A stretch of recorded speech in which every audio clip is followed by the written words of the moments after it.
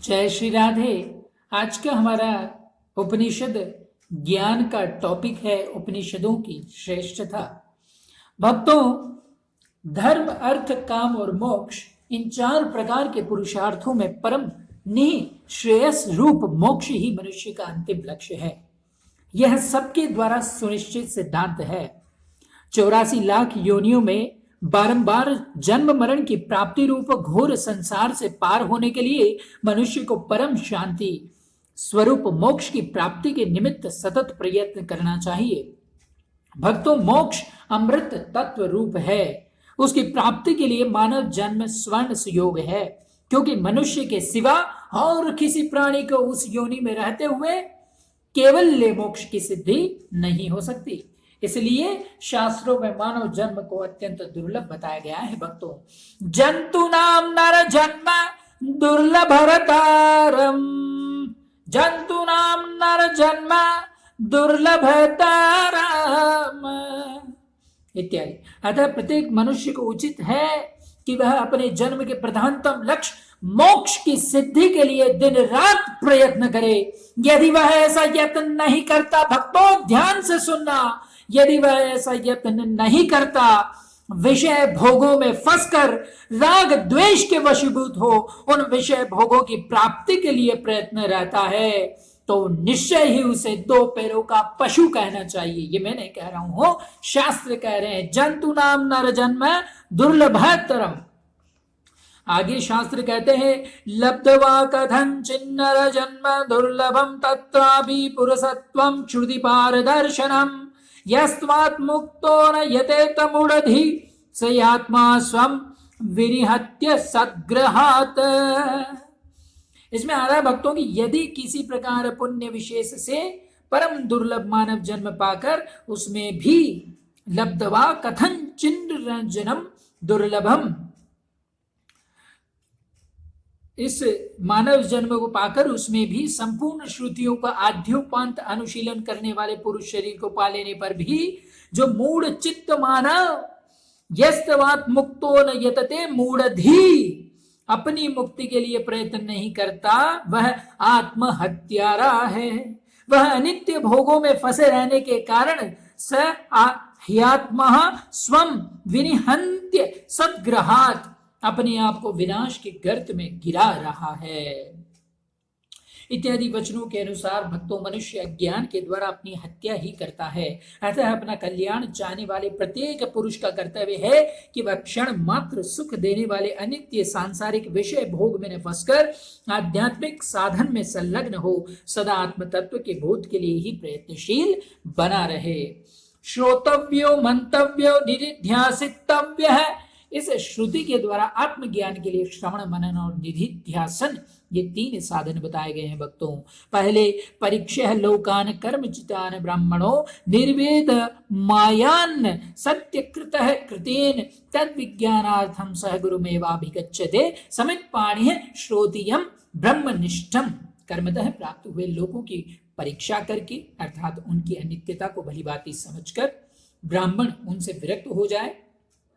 ब्राह्मण मतलब समझदार व्यक्ति, उनसे विरक्त हो जाए, क्योंकि कृत अनित्य कर्म से अकृत नित्य आत्म तत्व की प्राप्ति नहीं हो सकती। वह आत्मज्ञान के लिए हाथ में समिधा लेकर ब्रह्मनिष्ठ श्रोत्रिय गुरु की ही शरण में जाए। इन शास्त्र वचनों के अनुसार ब्रह्मनिष्ठ गुरु की शरण लेकर उनके समीप रहकर वेदोक्त आत्म तत्व का जो दंभ अहंकार आदि विकारों से रहित है श्रवण करें। वेद के 4 भाग बताए जाते हैं, संहिता, ब्राह्मण, आरण्यक, उपनिषद। ये वेद के 4 भाग हैं। भक्तों, दोबारा कह रहा हूं, संहिता, ब्राह्मण, आरण्यक और उपनिषद। संहिता आदि भागों में कर्म, उपासना आदि मार्गों का उल्लेख हुआ है। उपनिषद में केवल ज्ञान का ही प्रतिपादन है। अतएव उपनिषद विद्या अन्य विद्याओं की अपेक्षा प्रधानतम एवं गौरवमयी है। इसी विद्या को लक्ष्य करके कहा जाता है कि सा विद्या या विमुक्तये, वही वास्तविक विद्या है जो मोक्ष दिलाने में सहायक हो। भगवत गीता में भी 10वें अध्याय के 32वें श्लोक में आता है, अध्यात्म विद्या विद्याराम। भगवान कहते हैं कि मैं विद्याओं में आध्यात्म विद्या हूं।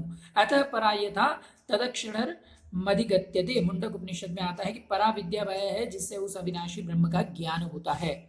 इत्यादि सब श्रुतियों द्वारा इसी को मोक्ष दायिनी विद्या, अध्यात्म विद्या तथा परा विद्या आदि नाम दिए गए हैं तथा यही विद्या सब अनर्थों के मूलभूत संसार की निवृत्ति करती हुई परमानंद रूप मोक्ष की प्राप्ति का मुख्य कारण बताई गई है, इसलिए इसे सबसे श्रेष्ठ कहा गया है। भक्तों, दार्शनिक विद्वान उपनिषद शब्द की व्युत्पत्ति इस प्रकार बतलाते हैं, उपधननी इन दो उपसर्गों के साथ भक्तों सद धातु से क्विप प्रत्यय करने पर उपनिषद इस रूप की सिद्धि होती है। और सद धातु के तीन अर्थ हैं, विशरण बोले तो विनाश, गति का अर्थ है ज्ञान और प्राप्ति तथा अवसाधन का अर्थ है शिथिल करना। इन अर्थों के अनुसार अगर हम बात करें, उपनिषादयति सर्वानर्थ कर संसारम विनाशयति संसार कारण भूताद विद्याम च शिथिलयति ब्रह्म च गमयति इति उपनिषद।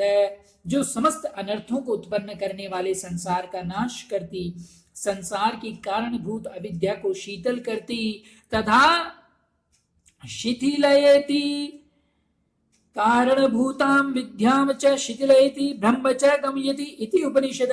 ब्रह्म की प्राप्ति कराती है, ब्रह्म च गमयति इति उपनिषद, वही उपनिषद है।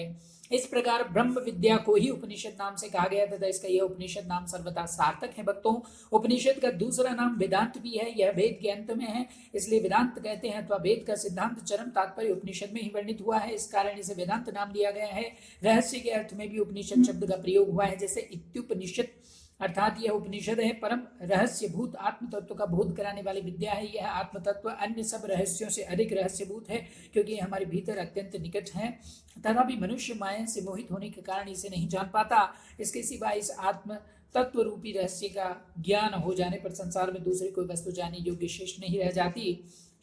श्वेताश्वतर उपनिषद में आता है भक्तों, एतत् ज्ञेयं नित्यमेवात्म संस्ततम नातः परम वेदितव्यम ही किंचति।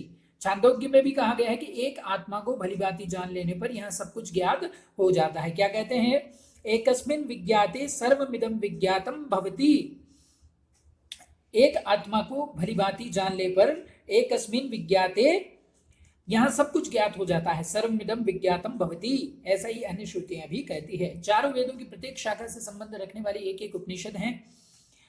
वेद स्वयं अनंत है अतः उनकी शाखाएं भी अनंत ही होंगी। शाखाओं की अनंतता के कारण उपनिषदों की भी अनंतता ही सिद्ध होती है। वेदों की अनेक शाखाएं इस समय विलुप्त हैं तथा उनसे संबंध रखने वाली बहुत सी उपनिषद भी आज उपलब्ध नहीं है।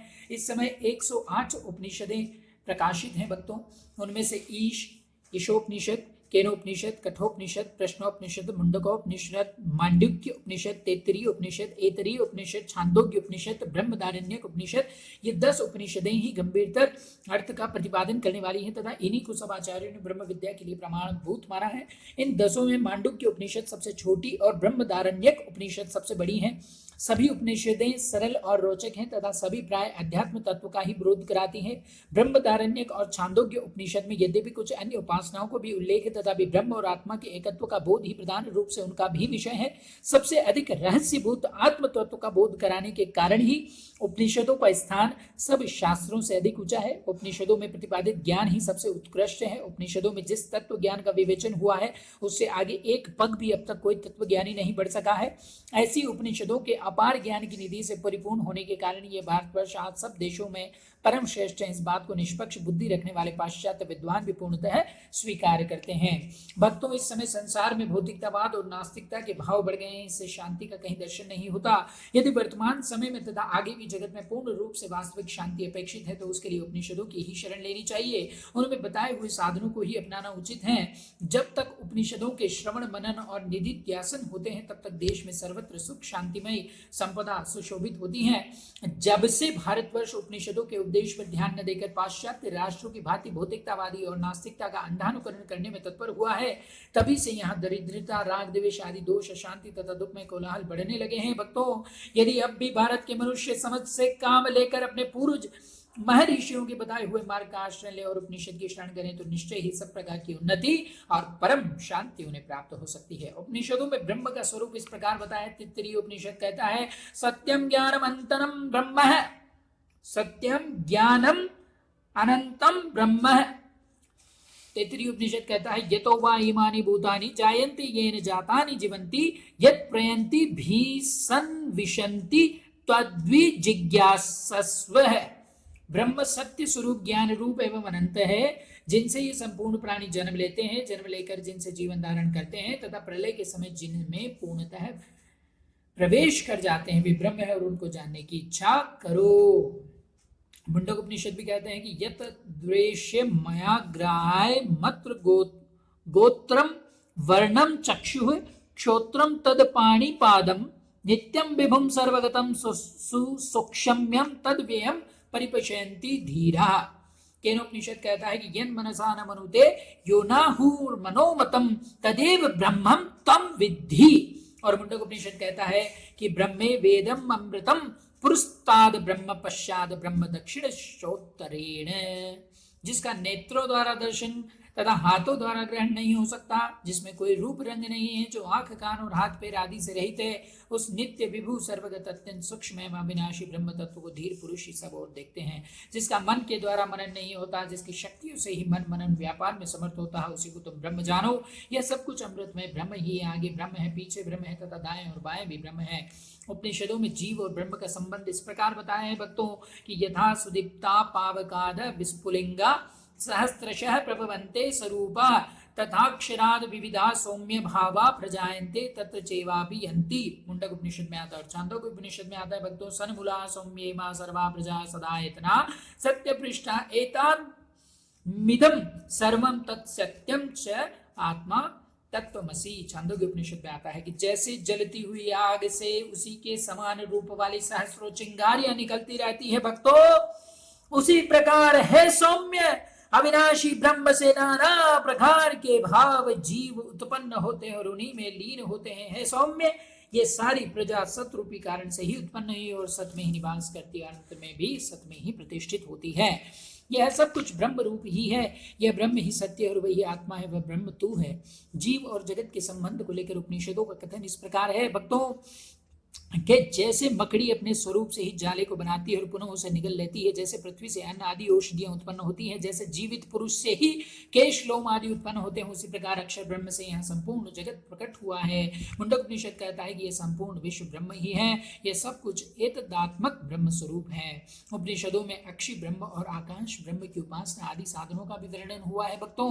आत्म तत्व का सुगमता पूर्वक बोध हो, इसके लिए परम सुंदर बोध सुलभ आख्या किया और दृष्टांतों का उल्लेख किया गया है। इस प्रकार सर्वांग परिपूर्ण सर्व सुलभ और सबके लिए हितकारी उपनिषदों का आश्रय लेना सबका कर्तव्य है भक्तों। उपनिषदों के अर्थ का निर्णय करने के लिए महर्षि बादरायण व्यास ने ब्रह्म सूत्रों का निर्माण किया तथा श्री शंकर भगवत्पाद आचार्य ने उपनिषदों पर भाष्य लिखे हैं। इन्हीं उपनिषदों के सारभूत अर्थ का भगवान श्री कृष्ण ने अर्जुन को गीता में उपदेश दिया है। उपनिषदों का अभिप्राय सब लोग सुगमता पूर्वक समझ सकें, इसी के लिए पुराण इतिहास आदि ग्रंथों का प्रकट हुआ है भक्तों। उपनिषद, ब्रह्मसूत्र, गीता, ये तीनों वेदांत दर्शन के तीन प्रस्थान हैं। इन्हें प्रस्थान त्रयी कहते हैं। इनमें उपनिषद श्रवणात्मक, ब्रह्मसूत्र मननात्मक और गीता निधिध्यासनात्मक है। उपनिषदों में मुख्यतः आत्मज्ञान का निरूपण होने पर भी द्विज के लिए उनमें जिन कर्तव्यों का उपदेश दिया गया है वे निश्चय ही सबके लिए परम हितकर हैं। तैत्तिरीय उपनिषद में उनका बहुत सुंदर रूप से वर्णन हुआ। इस लेख के अंत में उन उपदेशों का स्मरण कराया जाता है। वेद का परिभाती अध्ययन कराकर आचार्य अपने शिष्य को उपदेश देते हैं। पहला उपदेश सत्य बोलो, दूसरा धर्म का आचरण करो, तीसरा स्वाध्याय से कभी न चूको, चौथा आचार्य के लिए दक्षिणा के रूप में वांछित धन लाकर दो, फिर उनकी आज्ञा से गृहस्थ आश्रम में प्रवेश करके संतान परंपरा को चालू रखो, उसका उच्छेद न करना।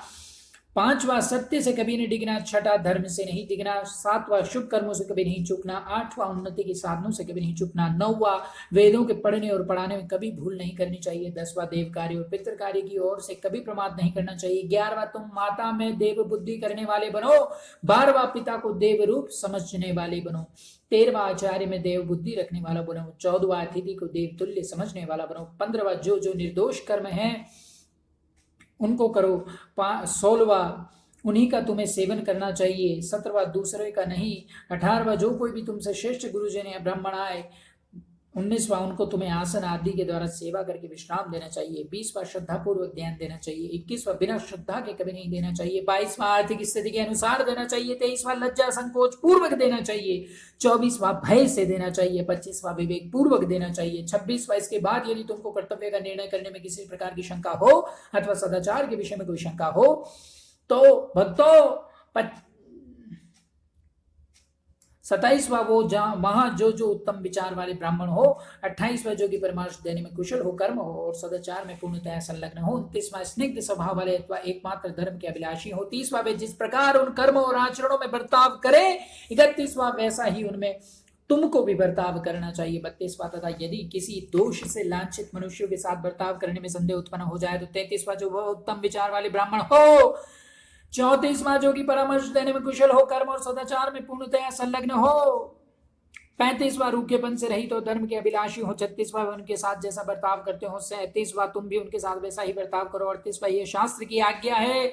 39वां यही गुरुजनों का शिष्य के प्रति उपदेश है। और 40वां यह वेदों का रहस्य है। 41वां यह परंपरागत शिक्षा है। 42वां इसी प्रकार तुम अनुष्ठान करना और 43वां निश्चय इस प्रकार यह अनुष्ठान करना भी चाहिए।